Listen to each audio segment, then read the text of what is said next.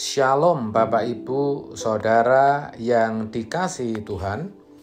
Seri pengajaran hari ini berjudul Perwakilan Allah dan Tuhan Yesus. Dalam Yohanes 15 ayat 26 dikatakan, jika penghibur yang akan kuutus dari Bapa datang, yaitu Roh kebenaran yang keluar dari Bapa, ia akan bersaksi tentang aku. Yang dimaksud penghibur dan Roh kebenaran di sini tentu adalah Roh Kudus. Jelas dikatakan bahwa ia berasal dari Bapa, bahkan keluar dari Bapa. Artinya, Roh Kudus adalah Roh Allah sendiri. Sedangkan dalam 1 Korintus 3 ayat 16 dituliskan, tidak tahukah kamu bahwa kamu adalah bait Allah dan bahwa Roh Allah diam di dalam kamu? Kalimat tidak tahukah kamu bahwa Roh Allah diam di dalam kamu, itu berarti Roh Kudus, Roh yang dari Bapa, Roh yang keluar dari Bapa tadi mendiami tubuh kita. Dengan demikian tidak bisa disangka lagi bahwa keberadaan Roh Kudus dalam diri kita merupakan perwakilan dari Allah. Ayat tadi juga mengatakan, jikalau penghibur yang akan kuutus dari Bapa datang, ia akan bersaksi tentang aku. Ini perkataan Tuhan Yesus sendiri.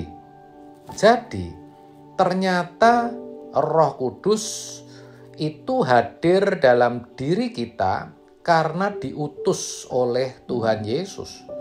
Bahkan dikatakan Roh Kudus akan bersaksi tentang Tuhan Yesus.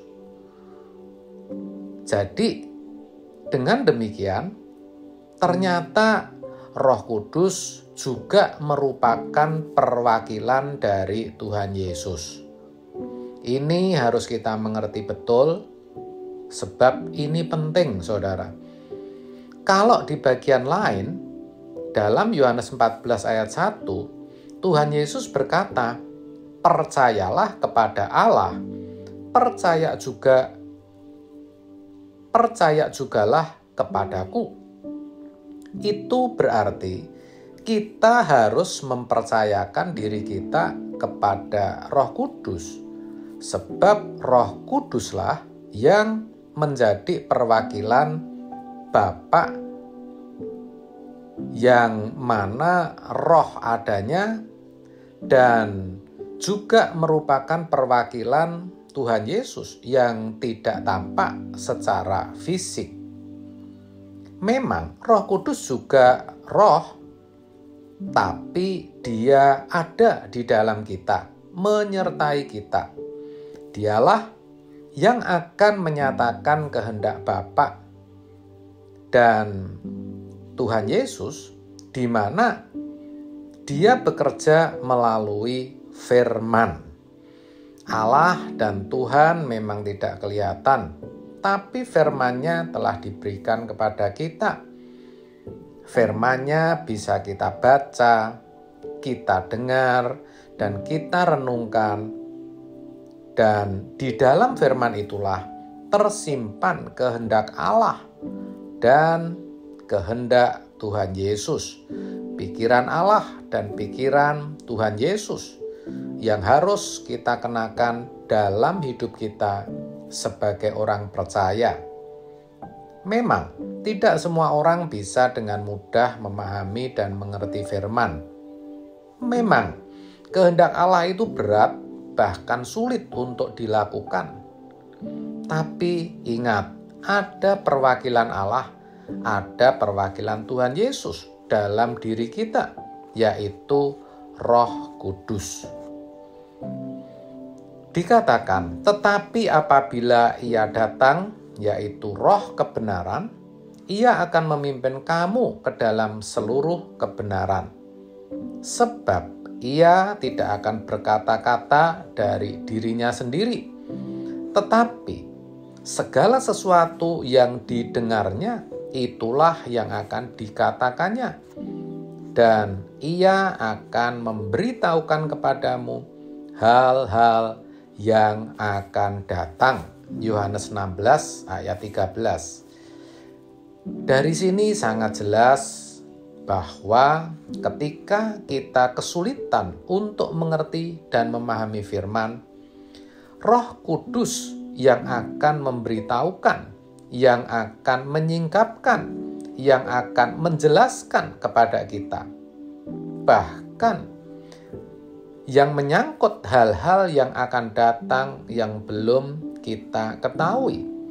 Ini menyangkut yang namanya makrifat, saudara, di mana kita bisa memiliki semacam intuisi akan apa yang akan terjadi atau apa yang sedang dialami seseorang, sekalipun kita tidak diberitahu.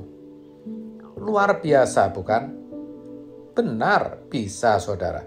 Sebab Roh Kudus adalah perwakilan Allah dan perwakilan Tuhan Yesus dalam diri kita, yang akan memberitahukan hal-hal yang akan datang. Tadi dikatakan demikian. Tidak hanya itu, kalau dikatakan Ia akan memimpin kepada seluruh kebenaran, artinya tidak sekedar menolong kita untuk mengerti dan memahami kehendak Bapa, tapi juga memberi kesanggupan kepada kita untuk melakukannya.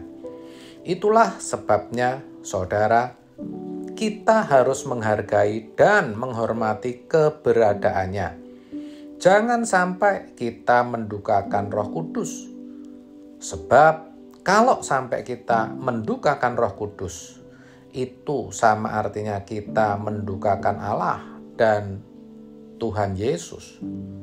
Jadi, mari melalui kebenaran ini kita hargai dan hormati Roh Kudus sebagai wakil Allah dan Tuhan Yesus dengan memberi diri hidup dalam pimpinannya.